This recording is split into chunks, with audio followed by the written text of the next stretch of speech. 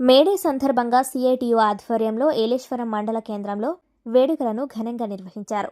Yeleswaram CPI CITU నాయకులు పాకలపాటి సోమరాజు అధ్యక్షతన జరిగిన ఈ వేడుకల్లో ఏలేశ్వరం మండల అన్ని యూనియన్ కార్మికులు స్థానిక లారీ యూనియన్ ఆఫీస్ వద్ద నుండి బాలాజీ చౌక్ సెంటర్ వరకు ర్యాలీ నిర్వహించిన అనంతరం వైఆర్సీ సిఐటియు కార్యాలయం వద్ద మేడే జెండాను ఎగరవేశారు. ఈ సందర్భంగా నాయకులు మాట్లాడుతూ 140 ఏళ్ల క్రితం మే 1వ తేదీన అమెరికాలోని చికాగో కార్మికులు రక్త తర్పణలతో అనన్య త్యాగాలతో 8 గంటల పనిని సాధించుకున్నారన్నారు. చికాగోలోని హే మార్కెట్ వద్ద పోలీసులు జరిపిన కాల్పుల్లో నెత్తులతో తడిసిన తమ గుడ్డలను ఎర్ర జెండాలుగా ఎగరేసి సాధించుకున్న హక్కులు క్రమంగా ప్రపంచంలోని 6వ వంతు భూభాగంలో సోషలిజాన్ని సాధించుకొని కార్మిక రాజ్యాలుగా అవతరించాయన్నారు. ఈ కార్యక్రమంలో ఏగుపాటి అర్జునరావు, ఎండీ అధికార్, పిల్లి రాంబాబు, సిఐటియు నాయకులు బుడంపర్తి వీరబాబు, సిహెచ్ కృష్ణవేణి, నవయుగ భవన నిర్మాణ కార్మికులు, ఆశా వర్కర్లు పాల్గొన్నారు.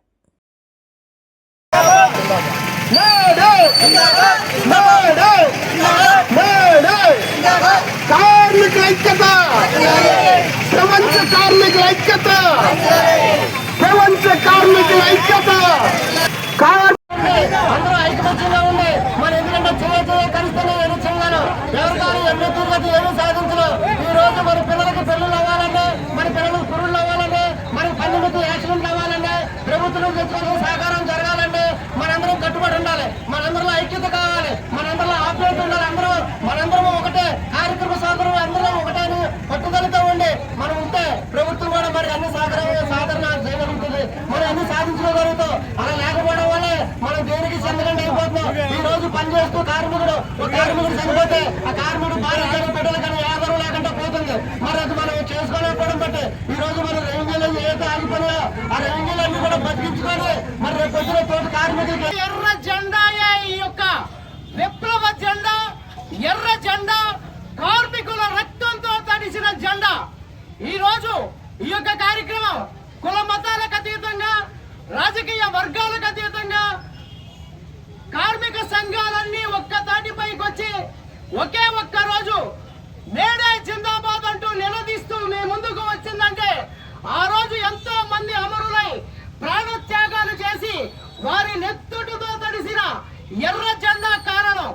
కాకపోతే ఈ రోజు కొంతమంది రాజకీయ లబ్ధి కోసం అనేక మంది గొడవలు పెట్టి మనలో మనకే విభేదాలు తెచ్చి ఒక సంఘాన్ని 10 సంఘాలుగా విభజించి రకరకాల ఒత్తిళ్లకు గురి చేసి కార్మికులందరూ ఒక్క చోట నుంచోకుండా రాజకీయ లబ్ధి కోసం వాడుకుంటున్నారు. అటువంటి వాటిని ఎండగట్టాలి. ఖచ్చితంగా మనం హాల రాసేస్తూ మొత్తం కార్మికులకు ఉన్న 29 చట్టాన్ని తీసేసి 4 కోట్లుగా పెట్టి కార్మికుల బతుకులు కూడా నాశనం చేసి ఈయన పరిపాలన కొనసాగిస్తున్నాడు.